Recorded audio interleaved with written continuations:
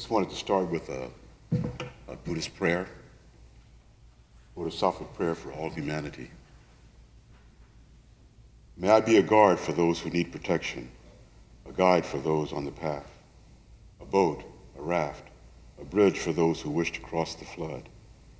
May I be a lamp in the darkness, a resting place for the weary, a healing medicine for all who are sick, a vase of plenty, a tree of miracles. And for the boundless multitudes of living beings, may I be sustenance and awakening, enduring like the earth and sky, until all beings are freed from sorrow and all are awakened. This is my wish. This is my wish for all beings. This is my wish for the guy who murdered my son. This is my wish for the people that I work with in the prisons, the men who've been tucked away, put away, out of sight, out of mind. They exist. They are human beings. They've made mistakes. Who hasn't? They're called offenders. Who hasn't offended?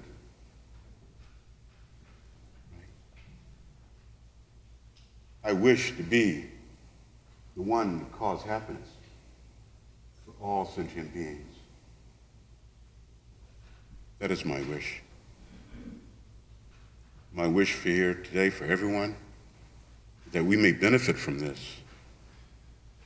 And from here we can go out and just spread love and compassion, and kindness and generosity throughout the entire universe. Thank you all very much.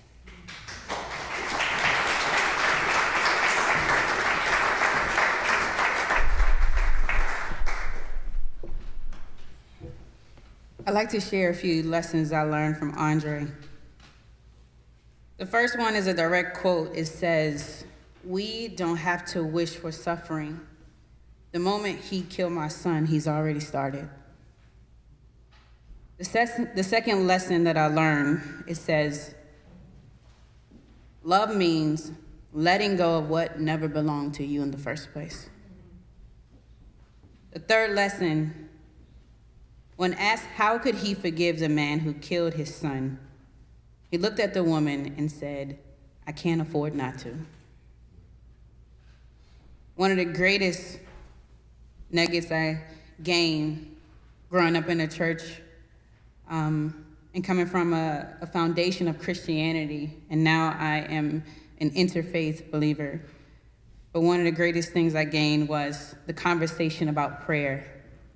And Andre said, funny thing about prayer is, without the meditation part and what the Buddhist teachings has done for me, I would be mad before I prayed.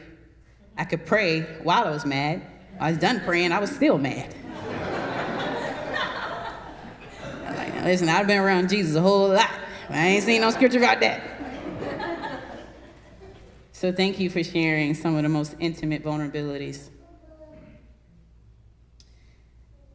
One of the things I want you all to just kind of echo as I do this piece, his son, his nickname was Peace. And so when I refer to peace, I'm referring to Daniel. Rest in heaven, but live in peace. The history, missing enzyme that can't be replaced.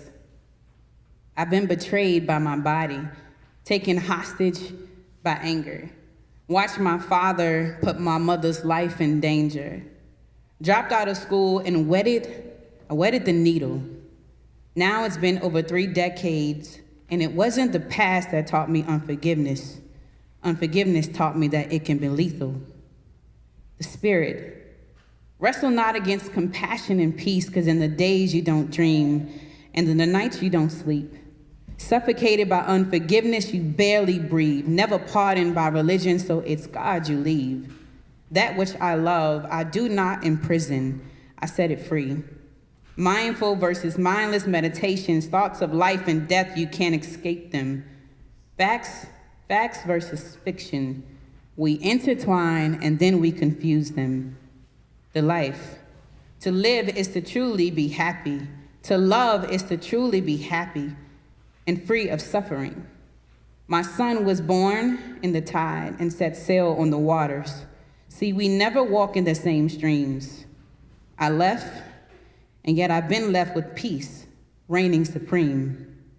The charge?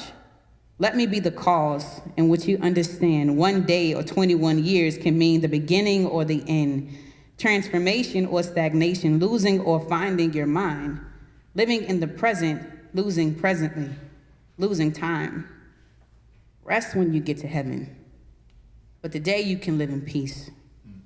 So may our trials never be without cause, because it's safe to say that every trial we face has the potential to take part in shaping who we are. And although our mind may begin to wander, our heart is drawn closer and closer to God. So when you dream with your eyes wide open. Yes, you open your eyes and then you inhale, exhale until you find your superhero that lies dormant inside. I tell you, somebody needs you to be greater. Somebody needs you to be stronger. Somebody needs you to persevere. Somebody needs you to overcome your own fears. I challenge you to encourage yourself. Matter of fact, be your own prophet. Say that I'll be light in all of this world's darkness. And even if you're only left with one last breath to breathe, I dare you to breathe it into somebody's dying dream, understanding that you, my dear, are the heir of a living king. So let me leave you with peace. May peace be with you until we meet again. Until we reach that distant shore and we cry a tear no more. May love give us all the strength to endure until we meet again.